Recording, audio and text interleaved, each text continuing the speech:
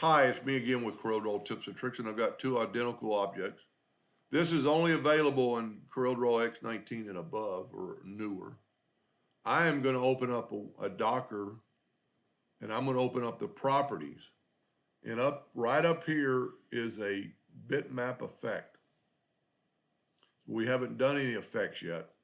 So what we're going to do, we're going to give it some effects. We're going to go to effects, and we're going to go to art strokes, impressionist, and what that's going to do, it's going to fuzzy it up a little bit and make it like that yellow line won't be there anymore.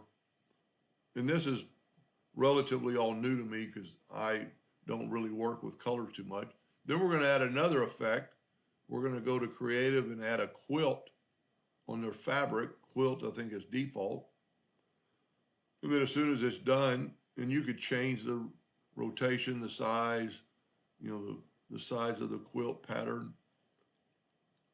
And then we're going to add one more effect. We're going to blur it with a Gaussian blur. And what that does, it's going to basically fuzzy it up, blur it up.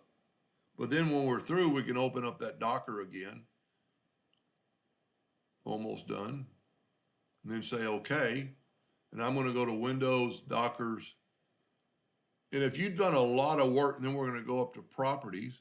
If you've done a lot of work on something, you go, and so here's your effect. There's your Gaussian blur, your fabric, or your impressionist. You could still add another effect here, or you could edit the effect, change something.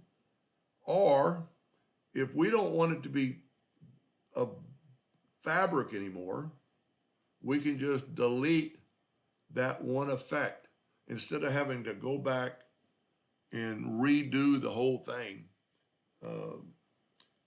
I don't really see the importance of this so much, like I said, as a laser engraver, but if you do a lot of work. So now it's just that impressionist and the Gaussian blur to get something that's totally different. And then I'm going to do part 2 on something you can do to put this color into that color. I hope that helped. Thank you for watching.